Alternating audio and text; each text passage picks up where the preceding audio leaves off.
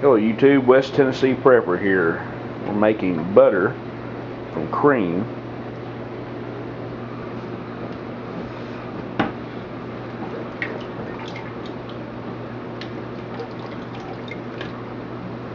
Tell us what you're doing.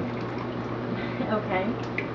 I am dipping this cream out of a 5-gallon bucket. I had 5 gallons of cream that I had gotten from a friend of ours, and it was milked from a cow on Wednesday, and today's Friday.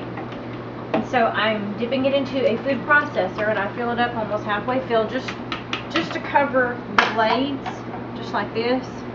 And I bring it over here, and I stick it on a food processor like this.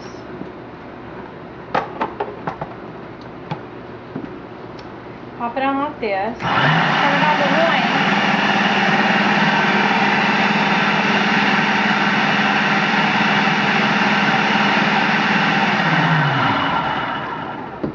1. Before I let that go, I'm going to show you, this is already butter that I've already made.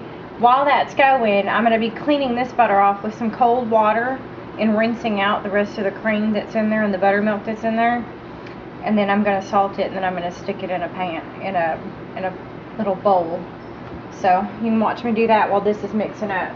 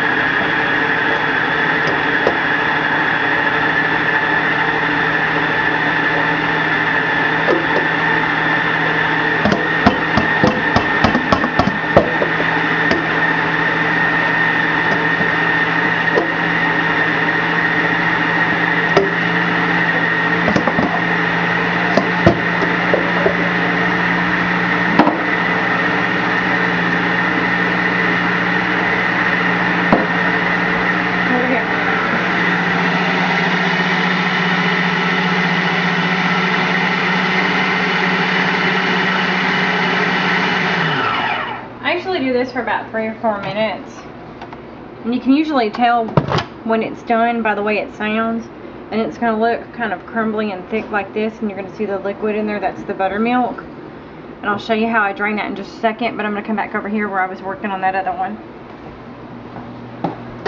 So I put salt in here, and the one thing that I've learned is that when you salt it and you mix it up, it releases more liquid. See, it's already released this much liquid right here. For some reason, the salt draws the liquid out, and I'm able to drain the rest of it out that way.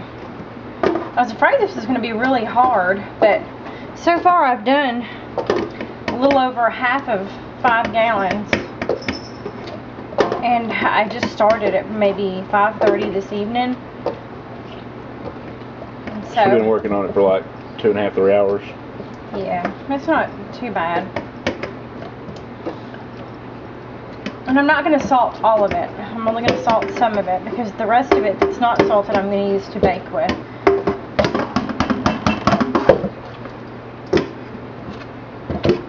You see how nice and gooey that is. And it looks like butter. It's not as yellow, but I'm sure they put lots of food coloring in there at the grocery store.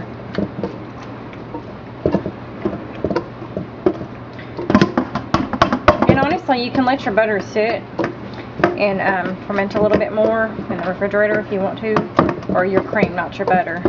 But we went on ahead and did it after 2 days of it sitting. Okay, so now this part's done, and I just take it right over here. I'm going to take clumps of it. I've already started some right here from another batch. And I'm just going to pop it in here with some plastic wrap that's lined in these. And the reason why I chose these to put them in here is because actually when I put them in the refrigerator and form them, I'm going to cut it in 4s, and then I'm going to wrap them in wax paper, and then I'm going to wrap them in foil, and then I'm going to use my food grade sealer and seal about 4 blocks in each bag, and I'm going to freeze them so I can have butter throughout the year, because I really don't want to have to buy the butter at the store, and like there's really going to be a store when all bad stuff happens. So I actually got a little too much in there. I need to leave a little room at the top because I need to fold this over and then stick the lid on it. And I have several that are done right here and over here. I haven't put them in the refrigerator yet. I'm going to put them on the refrigerator at the same time. And I'm putting the red lids on the salted ones, and I'm going to put the blue lids on my unsalted ones so I can know which one is which. And then I just take and put the lid on it, put it aside, and then pop that one in there. And I'm going to show you what I do when I take this out of the food processor. I have a strainer right here, and then I just have a bowl. It looks really nasty, but I mean it's all clean.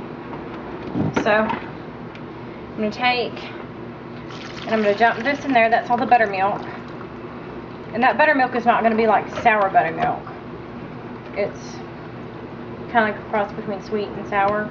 And I had learned from Misty Shooter that you probably want to mix it with some regular buttermilk if you're going to use it, but I guess you can use it for biscuits and cornbread and stuff, which that's what I'm going to use it for.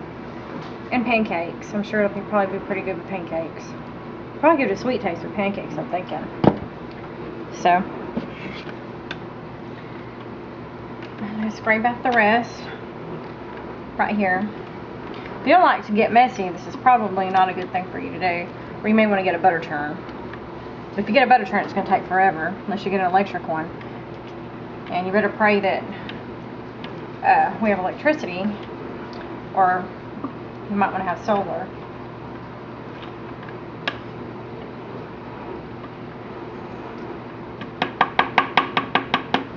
So I guess we'll probably go ahead and get a butter churn just in case, but we're going to have solar, so we're banking on using that. But just in case. You can see I'm pushing the buttermilk out. This is probably the longest process out of all of it, because I've got to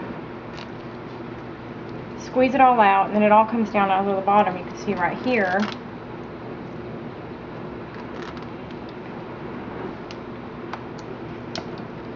And then I just pop it back up in here and work at it again.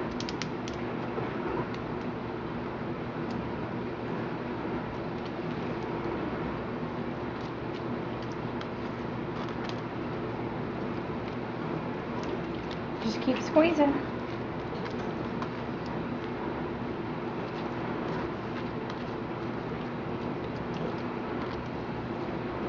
And then I'm going to show you what I do with the buttermilk. Take whatever butter is left out of here, move it over here into my milk jars. I'll pour it in. When it gets filled up, I'll just go ahead and seal them and stick them in the refrigerator until I need to use them. But what I'm probably going to do is go ahead and make some biscuits and stuff and freeze the biscuits, and then use that so it doesn't go real sour. And that's it. That's how I'm making butter.